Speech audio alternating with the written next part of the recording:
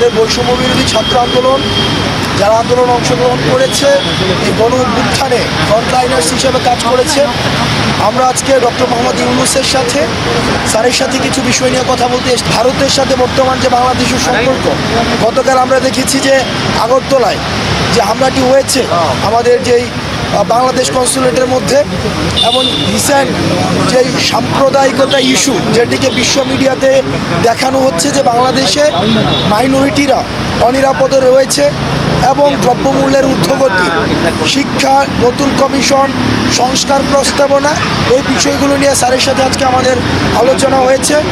আমরা যে ফিল্ডের যে বর্তমান অবস্থা, সেই অবস্থাটি স্যারকে জানানোর চেষ্টা করেছি।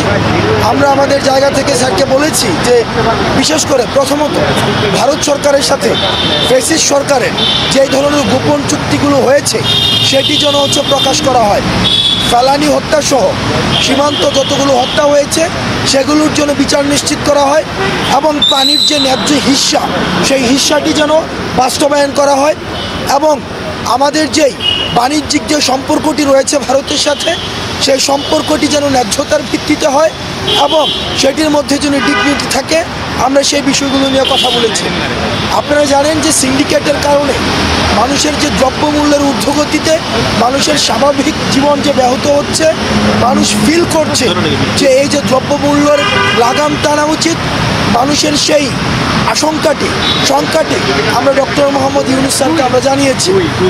আমাদের যে সাম্প্রদায়িক যেই ট্রাম্প কার্ডটি বিশ্ব মিডিয়াতে ছড়ানো হচ্ছে যে এই গণ অভ্যুত্থানটি হচ্ছে rise of Islam and fundamentalism, বিষয়টি যে আসলে এমন না, বরং সকল শ্রেণী পেশার ছাত্র নাগরিকের অংশগ্রহণের মধ্য দিয়ে এই আন্দোলনটি গণ অভ্যুত্থানটি হয়েছে।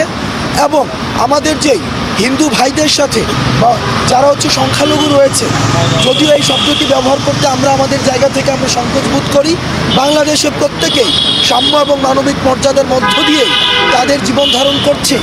আমাদের যে সম্প্রীতিটি রয়েছে, এই সম্প্রীতিটি কীভাবে বিশ্ব দরবারে আরও বেশি করে প্রচার করা যায় এবং অ্যান্টি প্রপাগান্ডার সেল নিশ্চিত করা যায়, সেই বিষয়গুলি নিয়ে স্যারের সাথে আমাদের কথা হয়েছে আজকে।